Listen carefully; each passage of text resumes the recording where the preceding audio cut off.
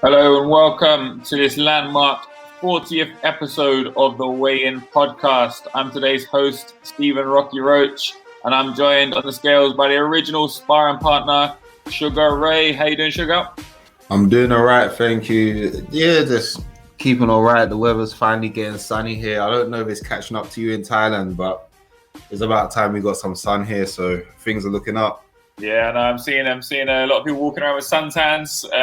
I'm still jealous, even though I live in Thailand. I don't think I'll ever have a suntan. Get out of here, man. You've been living like this for a year. But we got tournaments coming up. The Euros has begun. You watching the game tonight, Ray?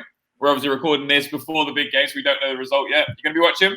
Yeah, of course. Well, it's tonight for you, and it's this afternoon for us. So of course, yep, 8 p.m. for me. Hopefully, a good set of results to start the day off. So yeah, well, you're always on point with your boxing predictions. What's your prediction for the game tonight, Ray? England, Croatia. It won't be an exciting game, but I think England should be able to squeak past Croatia, maybe just by one goal or so. You never know. My prediction streak might be wrong today, and they might just go all out and start attacking, but I can't trust Southgate for that. But that's for another sporting podcast. Today's boxing.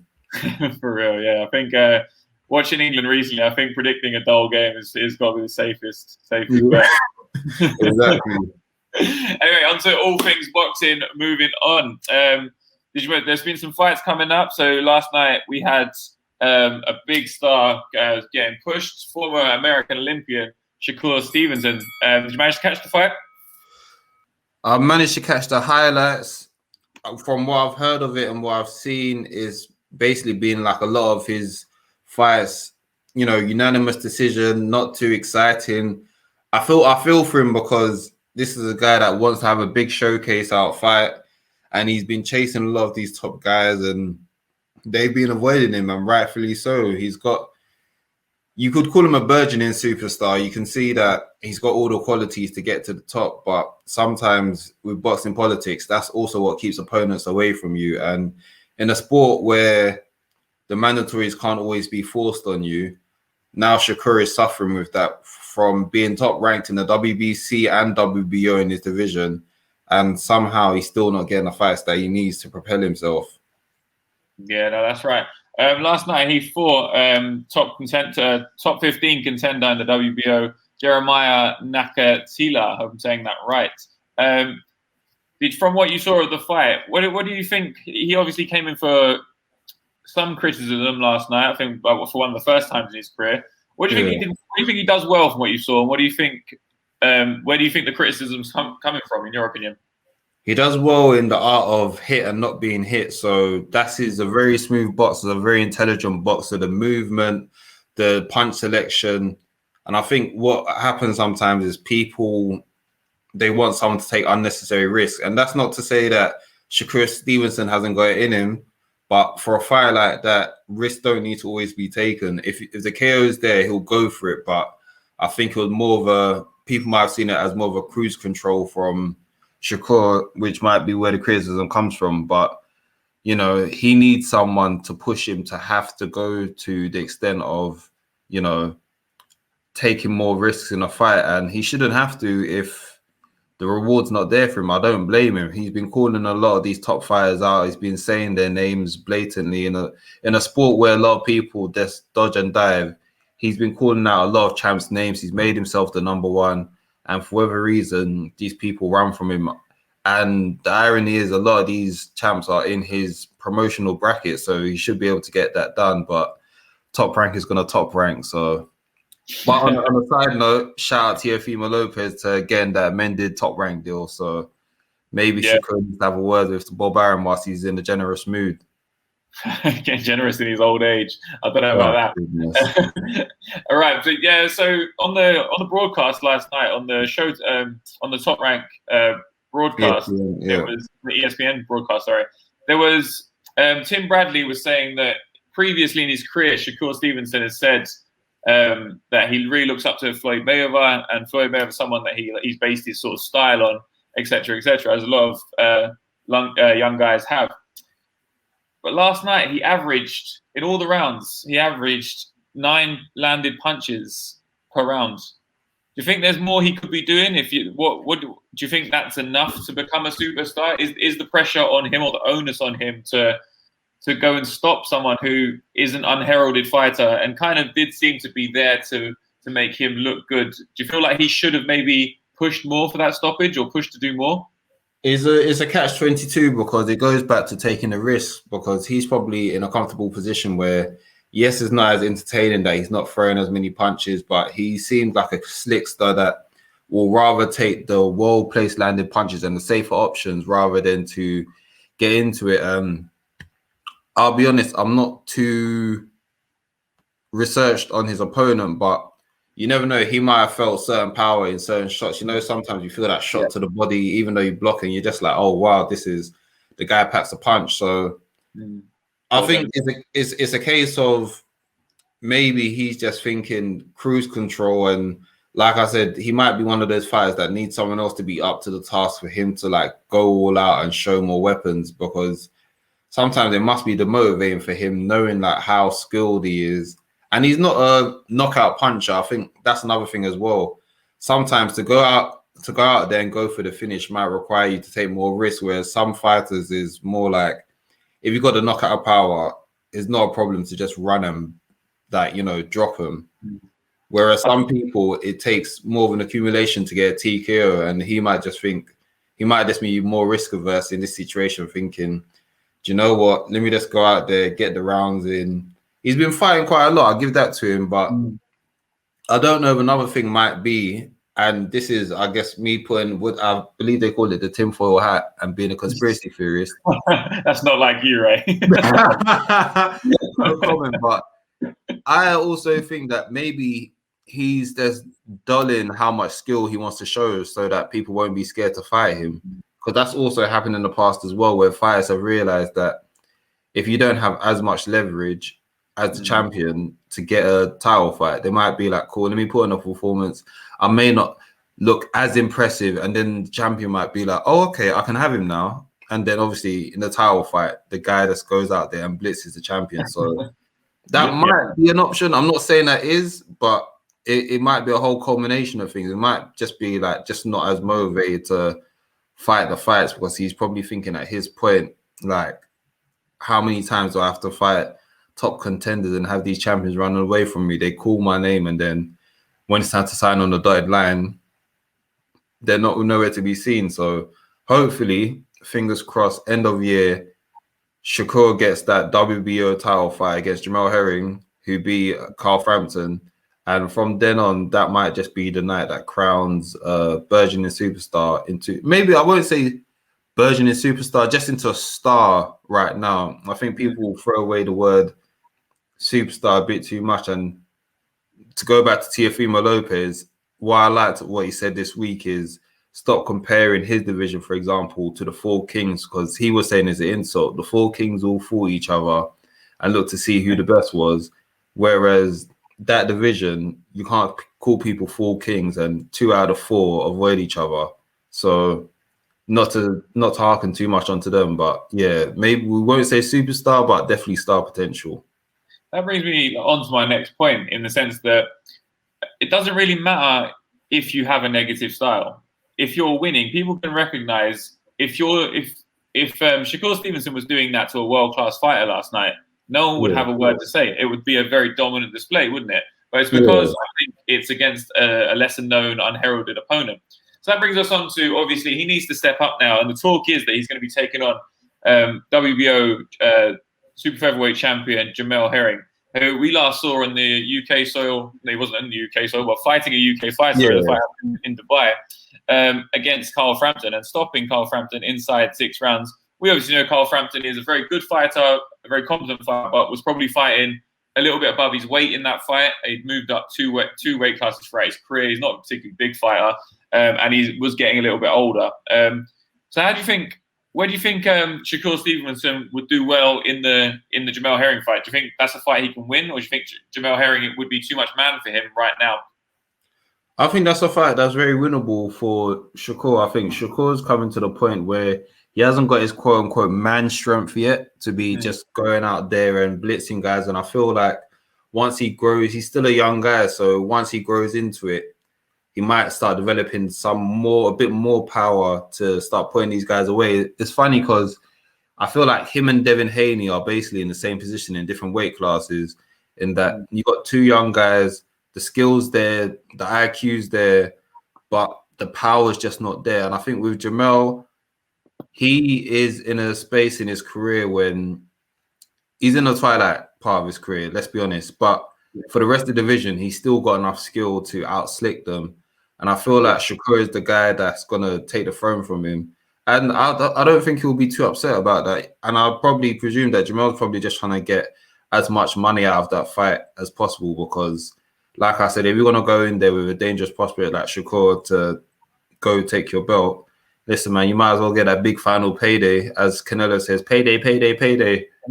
You got to get that big final payday before you bow out of the sport. So I get they are all linked in a certain way, aren't they? So Shakur Stevenson, I know, sees Terence Crawford as a role model, mentor, and Terence Crawford and Jamel Herring are actually in the same gym, trained by the same trainer. So there are kind of crossovers there, as you would expect in boxing. This is boxing. This is nothing new that friends would fight or people, changing of guards, etc., etc.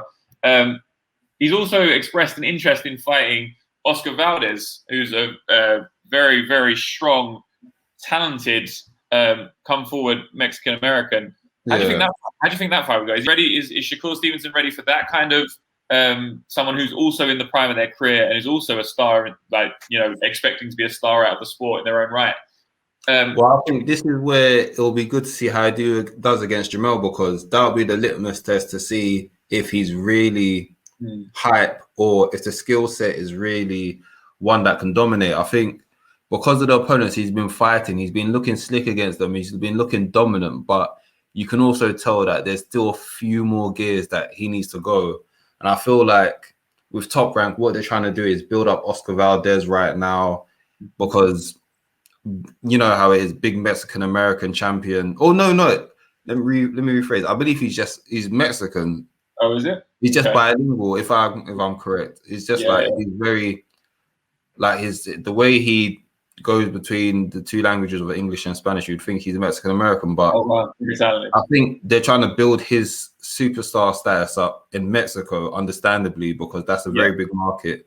And I feel once he gets his star to a certain position, that's when Iron would be like, okay, let's make the Shakur fight, which I understand as well. So the way I see it is, let's see how Shakur fares against Jamel first, get that WBO belt, put in another dominant performance, let Oscar build up his brand, and then maybe a unification fight in a year's time. I know Oscar wanted it at first, but Oscar's probably he's probably speaking to Team Canelo, and they probably told him, listen, there's big money in your status, so get your money out first before they make the fight. So, which I understand. I just hope it doesn't get drawn out.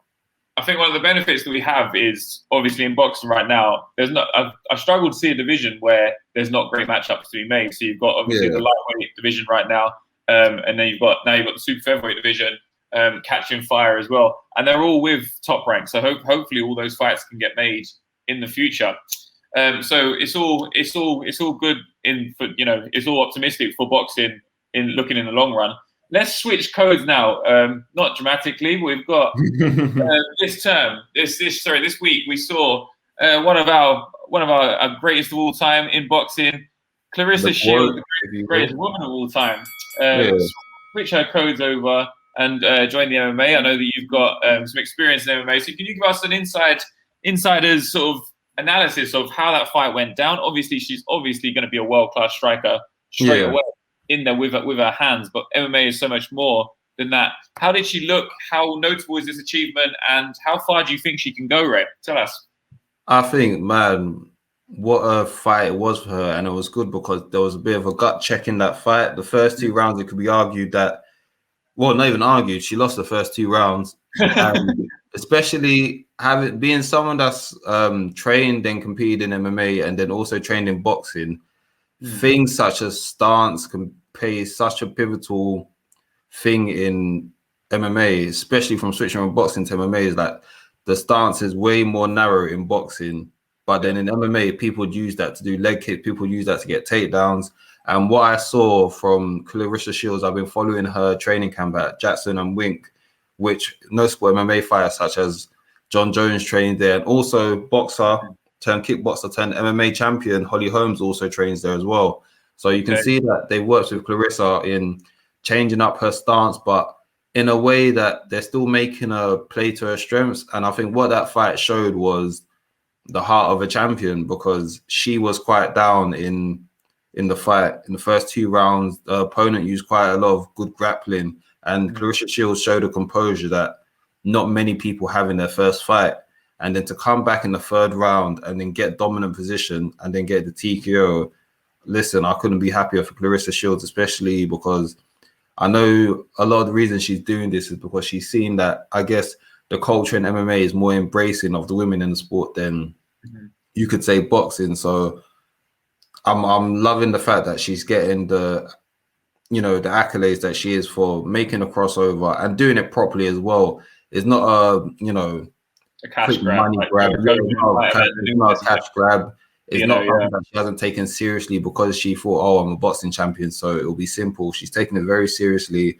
And what I'm hoping now is that this helps her build her profile more, and then she gets that fight with Savannah Marshall, and that gets her the millions and the recognition that she deserves, because the work that she's putting for women's boxing is being a lot. So what I'm hoping is that before she looks to go up in level in MMA, because obviously now she's going to be at that stage where, you're taking on lower level fighters. So cross training is going to take a lot out of her. So I'm hoping before she drops out of boxing that she gets the big fight with Savannah Marshall soon enough. And then maybe if she wins in that, gets her accolades in boxing, then she can fully concentrate on MMA and go on from there.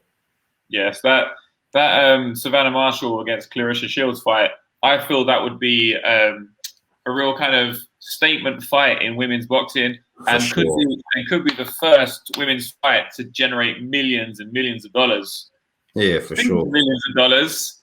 This last week we had what I felt was a fun event. I get why people may have wanted to watch it, etc. But of course, I'm talking about the great Floyd Mayweather against the great YouTuber Logan. Did you watch anything, Ray? Did you catch any highlights or anything like that? I did not. And is this picture the first you're seeing of it, right? Listen, I know. Obviously, I saw like little images here and there, little clips here and there. But to all the people complaining, Mayweather, the great Floyd Money Mayweather, he told you guys better than boxing, and that's making money. Listen, man. He told people before the fight, this is a legal bank robbery. People still bought the fight. So, can I ask, how do you feel about sorry to interrupt, but how do you feel about like him openly saying stuff like that? How does that sit with you? And do you think that's something that he should be doing? Or it sits well with me. Yeah? It sits well with me because the way I look at it, you didn't pay. Well, one, I didn't pay because I'm a smart man, and two, I think he's basically taking advantage of consumerism, and people deserve what they asked for, because Mayweather was probably chilling, thinking, chilling at home, TBE, the best ever, money team, all of that stuff, 50-0, and then he's looking at it thinking, hold up, you lot are paying how much for exhibition fights? And then obviously he probably throws out there, would you still like asking people, would they still pay to see him fight in an exhibition?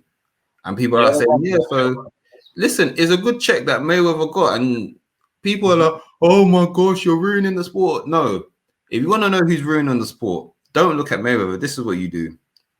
You pause this video for a second, or you might even decide to do this exercise after you finish watching this. Remember, like, subscribe, comment, share.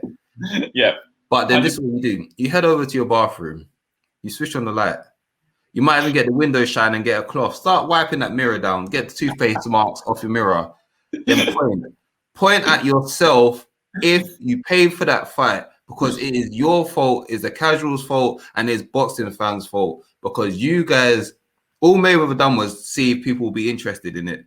And people showed interest. So I can't blame Mayweather. He didn't force no one to do this. He didn't force you people to pay for it. people will complain, oh my gosh, I can't believe I paid for this. Boxing going down the hole. Well, guess what? We was talking about Josh Taylor against Ramirez. Did you guys stay up to pay to watch that? That's exactly it. The excellent boxing's there. I don't like how people keep on going, boxing going down the hole. No, the excellent boxing is there, but people choose to like the flashy stuff. And don't get me wrong, yes, there's a side of it where there are a lot of boxers that should be showing more personality, etc., etc.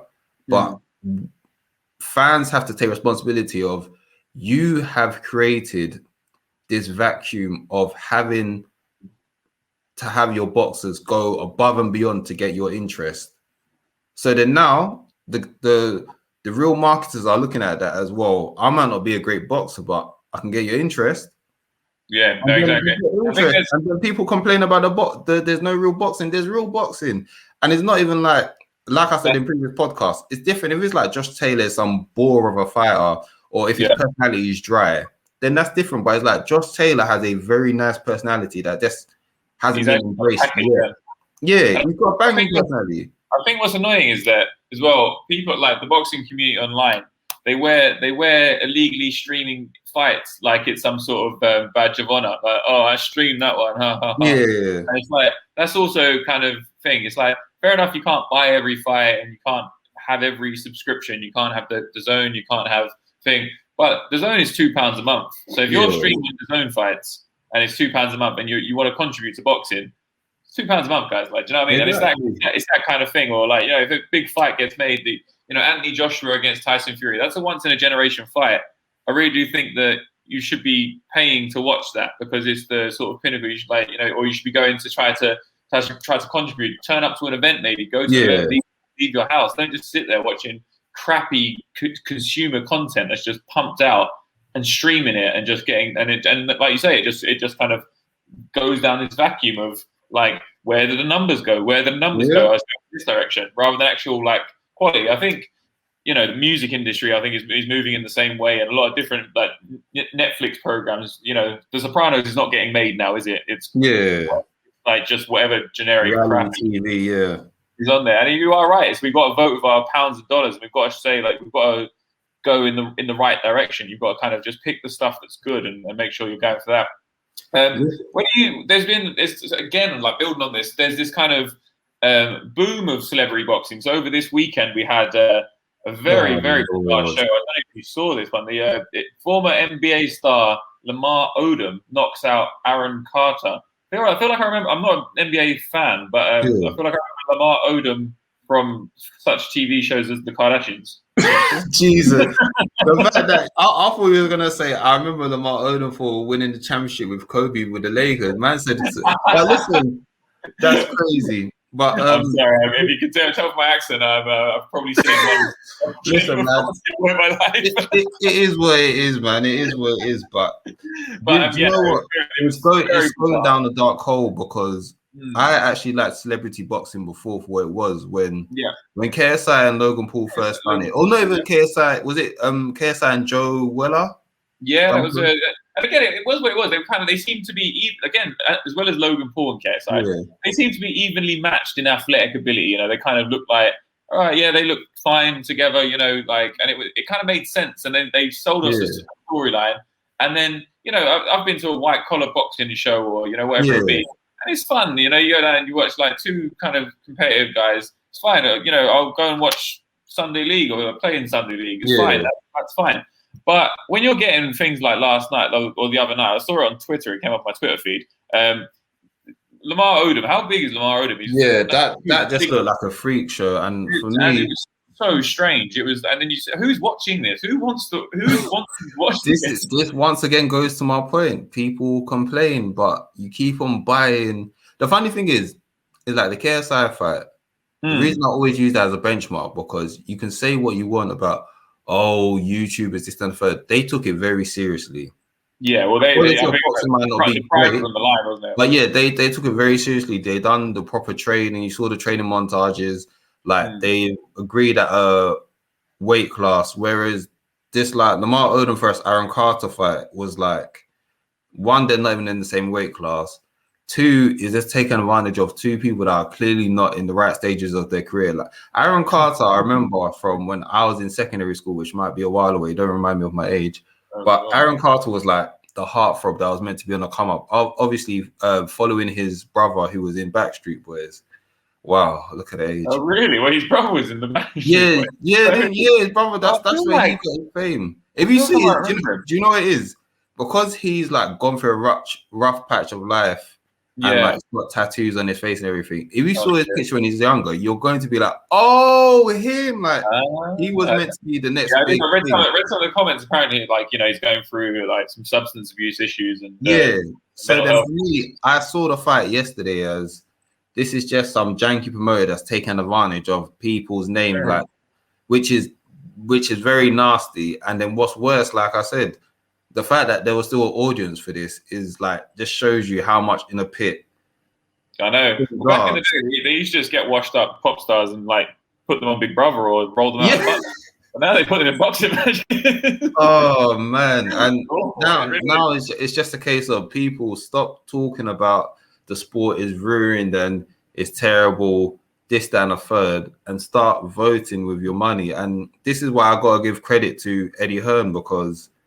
He was ahead of the curve with the DAZN situation. I've seen how he takes little digs at pay-per-view nowadays with DAZN. He'll always be like, paying for all these pay-per-views. I don't know how the customer's doing it. But if you sign with DAZN, which is £2 a month, I'm like, Eddie, what a guy. One month ago, you're trying to sell me a Derek Chisora for 20 quid. Listen, Eddie Hearn, one thing I'll give to him, what a great marketer he is and what like he's ahead of the curve, realizing that the pay-per-view model is not always going to be affordable for people. So why don't we give you a model that's affordable and through streaming, you can probably generate more money over like business is like you have universality with DAZN, right? So it becomes a global product. Like I've got it here in Thailand, and I haven't got it on a dodgy sort of get a UK version. There's a Thai version of DAZN that I pay in baht for, etc. And it really is everywhere in the world, and they're going to put Thai boxing on there or whatever. Nice. There really is like a global product that appeals to everyone. That because it's so global, they can sell it for a cheap price. So hopefully it works. It started very well. I really enjoy it. I pay my £2. I've enjoyed it so far. And then, big news in the heavyweight division. Not the news that we all wanted, but the news that we got regardless. Joshua is close to signing his fight with Oleksandr Usyk, potentially at the Tottenham Hotspur's new stadium for September. What do you think of that fight, Ray? I think that's a wonderful fight. I think it's a good, not to be disrespectful to Usyk, it's a good interim fight before the Fury matchup. But as we saw the Ruiz fight, you can't always just look past people because if you look past people, then, you get upsets. And I think AJ, maybe the best thing to happen in his career was that fight to Ruiz, that loss to Ruiz, shall I say. It's ironic that him and Lennox Lewis butt heads because I feel like they're the same person. Like they're very much smart people that learn from their mistakes and become better fighters after their losses. And I feel like where many people are just going to be like, oh yeah, AJ's just going to go in there and smash Usyk, this, that, and a third. I think AJ's taking this fight very seriously.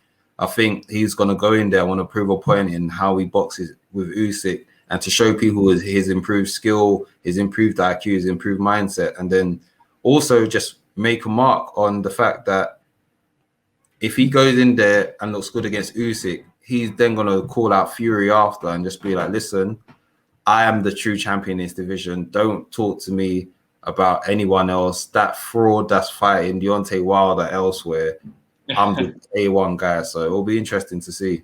Yeah, it's a shame really that some of the shines got taken off of these two fights. I know that we can all have our opinions about what happened. It was a disgrace what happened in the build up to that huge fight. But as a standalone, take that kind of pantomime out of it. Usyk against Joshua is objectively a very good fight. The best cruiserweight in the world, moved up. He's proved himself at heavyweight. He's had a couple of good fights, and now he's going to fight the number one or number two heavyweight as we see it. And then obviously Tyson Fury against Wilder 3 is obviously a fantastic fight. You know, the first one was a draw, questionable, but Wilder put him over. The second fight had a controversy. Now we get the rubber match, and objectively, outside of the big pantomime, these are great fights. For sure. You know, and you've got so many prospects, and there's a lot to like about the heavyweight division right now. I think I'm looking forward to the forgotten man Joe Joyce coming back. Apparently, he's making a comeback soon. Man, people forget. I've been saying this in the group chat. The person that got screwed the most in this whole debacle between Fury and AJ was Joe Joyce, because he was actually meant to fight Usyk for the interim WBO title, and then now he's left with no opponent because obviously Usyk has now been bumped up to fight AJ, and now I believe Joe Joyce has to defend the mandatory European belt. So, you know, wish Joe Joyce all the best, because obviously I'm sure he's upset now because Tyson Fury owes Joe Joyce, a pint or two. Listen, he owes him a lot, especially the fact that I know Daniel Dubois, the person that he beat to get his profile up, he just got the interim WBA title. So Joe Joyce is just looking at this thinking, how's the person that I just got an interim title despite the fact that I beat him? There's no doubt that he feels like that. And the exposure on Daniel Dubois recently has been great. I think they've done a great job of getting him back out there. But there's no doubt that we know where Joe Joyce is in the division right now. For me, he's sort of in that kind of white Joe Joyce territory, white, just outside of them top boys. But in any fight that he gets into, I'm definitely signing up to watch that. I think they've got a great style. I think a lot of people feel the same. So he just needs to remember that he is the goods. He has a great brand right now. He's a great position. But he just needs to be a bit patient. It's just unfortunate he's he's a little bit further along in age. If he was just a little bit younger, that would have been great. We'll leave it, I think, this week there. We will remind our audience, if you like this episode, please do comment, rate the show, subscribe to the podcast, and follow us on Instagram. Head over to our Instagram. We do daily content over there. Ray, thanks for stopping by, man. Cheers for that. Love as always, from Thailand to London to the world. People always stay weighed in. Yo, the Zone, they try and make a brand out of being international, but there's no one more international than us, Ray. You know that. Eddie, talk business with us. We'll speak. Oh, you know.